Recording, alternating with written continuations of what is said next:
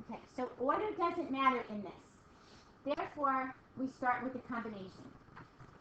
If order doesn't matter, it could come into any of those spots. I've got a combination.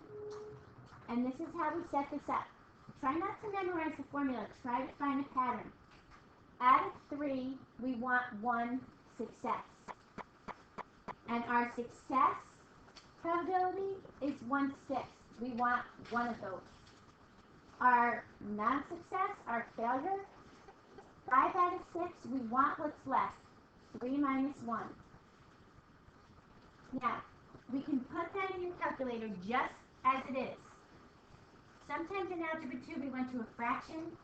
You can leave these in decimals and go 3 decimal places. The reason being, we're going to put this in a chart. What happens when you keep going back to a fraction and it reduces it? You know how hard it is to compare fractions as it is, especially when they don't have the same denominator. So if we keep them in a decimal, we're okay with that. So 3 decimals on this.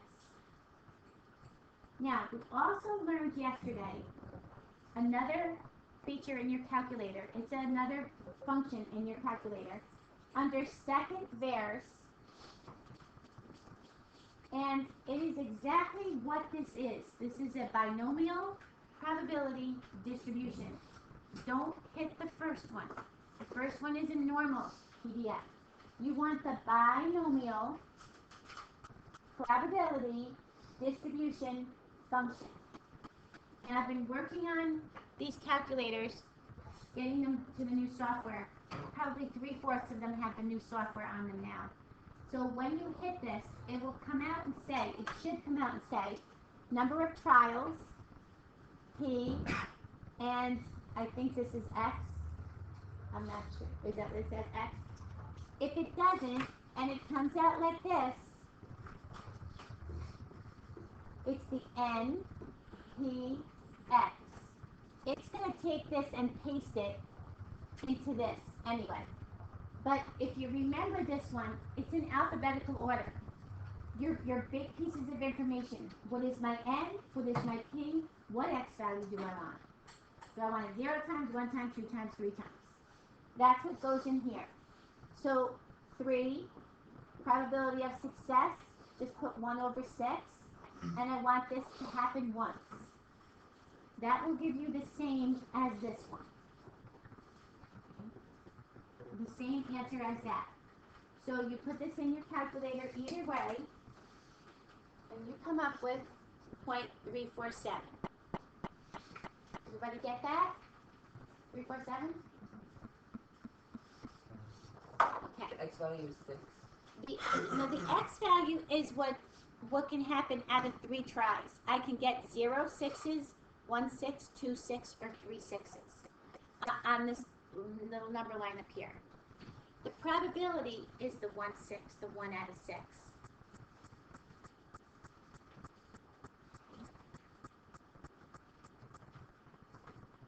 All right, so why don't you guys try it yourself too? Try it yourself too. See what you come up with. Lay out your N, P, your Q, your X, and then see what it is that they want.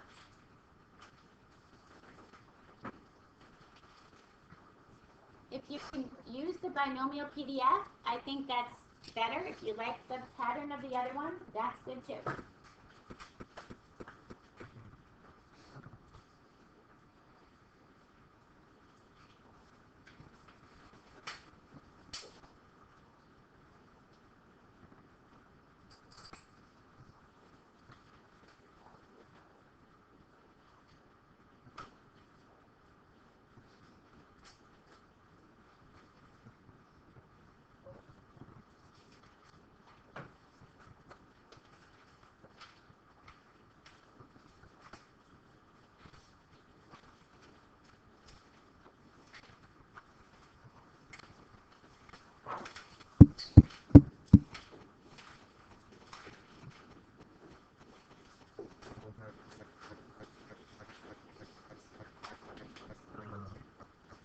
There's 13, but you can use 1 out of 4.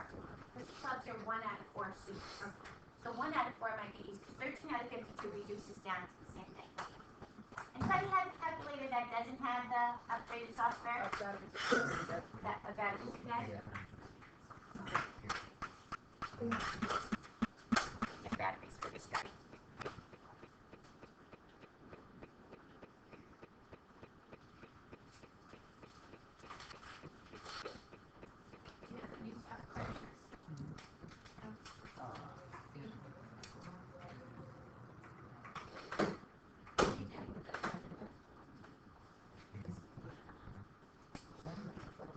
Yeah. I was like, I thought it was on here for a second. Yeah, I'm recording this. I used to record very well with that. Back over to the class.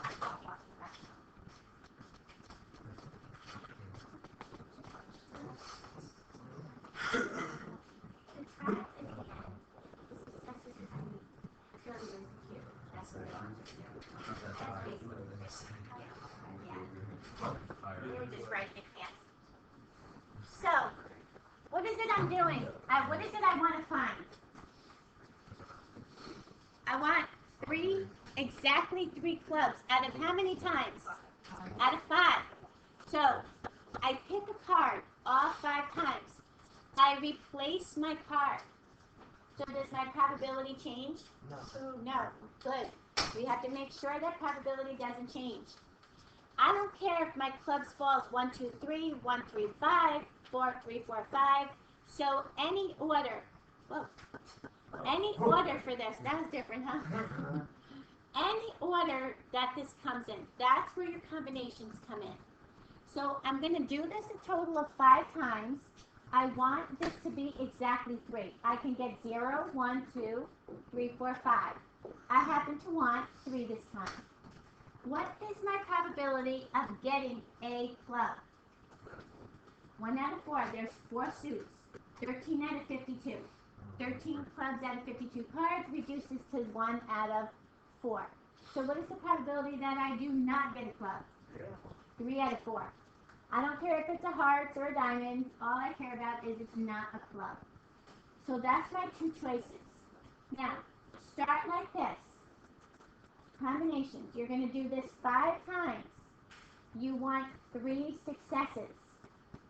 Your success is 1/4. You want 3 of them. 3/4. You want what's left.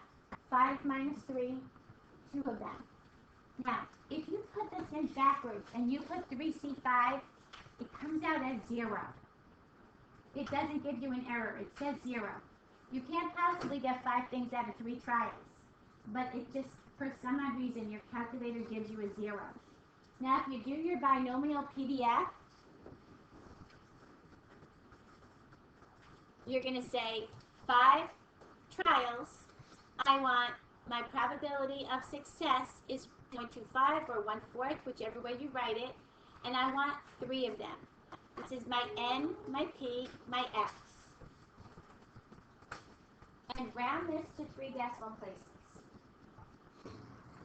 So Kevin, you get an answer? Good. 0.088. Everybody get that? All right. We have a binomial distribution here. 2 choices. Club, not a club. Okay? That's all we're measuring. Now, one of the nice reasons we do this, especially this one right here, is so that we create a whole table of values. Now, remember backing out to the 2? Then we would give you a question to say, what if I want at least 3 clubs, at most 2 clubs? So you had to do the C plus another one, and string them all out together. And by the time you got to the end, you had an error somewhere, and you got to go back and look to see where the error was. Well, we make a table in here, which makes it a little bit easier for us to find the probabilities. All right. So let's take a look at a nice example. There's a problem on page 187. We're going to have to refer to that graph. This problem says, in a survey, the workers in the United States were asked to name their expected sources of retirement income. The results are shown in the graph. 7 workers who participated in this survey are selected at random and asked whether or not they expected to rely on Social Security for their retirement income. Now, Granted, there were a lot of different choices, but we're going to either say, did you take this for Social Security for your retirement or not? We're only going to give them two choices. So we're going to look at the people that took Social Security. So what is the probability that they signed up and said yes to the Social Security? 28%. So we're going to turn that into a decimal, 28. What is the probability that they did not pick Social Security? 72. This is they picked Social Security. This is they did not pick Social Security. It doesn't matter what else they put in there. I'm going to just lump them together. They picked, they did not pick. Okay? So how many workers do we ask? 7. We asked 7 random workers. Did they expect to rely on Social Security or not? So they either said they do or they don't. That's what all we're looking at is their two choices. So my X value could say 0 said yes, 1 said yes, 2, all the way up to 7. We're going to put this in a chart. We're going to put this in 0 through 7. And then we're going to find the probability for exactly 0, exactly 1, exactly 2. Now, if you take a look at your book, see how they worked all those probabilities out using the Bernoulli's formula with the C? They started like this. They said 7 things, 0 at a time. My probability of success is 0.28. I want 0. Of failure, 0.72. I want 7 minus 0, 7. They put it in their calculator. And the chart at the right tabulates it for them. Now, you can do second enter. You can change this one, and this one. Because now it will be 7C1, 0.28, 1, 0.72, 6. You got to change 3 things. The easier way to do this is with the binomial one. Binomial PDF. Once you do this, your number of trials is 7 if you have the software. And if not, you're going to put it in parentheses anyway. Your probability of success, 0.28. You want 0. Even if you have the software, it pastes it into this. All you have to do is this. Second enter. Change this one to a 1. Second enter. Change it to a 2. Second enter. Change it to a 3. All your other information is the same. So do you see where I'm coming from with this? How to build this table? You can build this table a lot faster than doing it this way. Use the binomial PDF one. Put it in once, even with the paste it, let it paste, and just do second enter. And change this last one from 0 to 1. And they went 4 decimals. We normally go 3, but I'll do 4 because they did 4. Here's their results.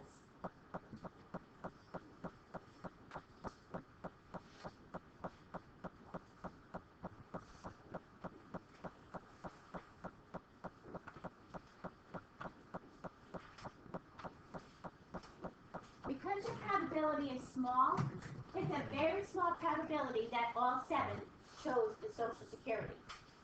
Because your probability is small. It's just about a quarter of the people would have said yes. Now, here's where this table comes in handy. Back in Algebra 2, we said, find me the probability that at least 2 people said yes. At least 2 people means which ones? 2, 3, 4, all the way up. So you did this all the way through, adding them all up with each one of these, right? You kept adding them all up. Well, now we have them on your table. So we go like this. We say 2, we add them up right there. They're already done. If I want to say at most 4, That means 4 or less. I come to my table, 4 or less. And look, I even remember the 0 on this one because it's right there on my table. I add those pieces up. You can use your complement case on this. If I took these 3 and then I wanted all of these, I can use my 1 minus that answer, depending on how this is set up. But we use this distribution table to help us find all our probabilities. And if you use the binomial one, get used to doing that one. That one's helpful because second after you go right through that table. It's a heck of a lot easier than going to 7, probability, math, probability, enter, put this in, enter, and have you do one syntax error at the end and then have to go all the way through it again. Or forget to change one place. If you forget to change one of these guys, and then your answer is all wrong. So you put the whole thing in. So we like to make a table. Now tomorrow we'll spend a little bit more time doing another table and pulling all our probabilities off of that. I think it makes more sense at this level. Algebra 2 is hard to make sense out of it. But I think you guys know enough about the probability distribution to be able to do this. Okay? Questions? You're shocked that you can do this?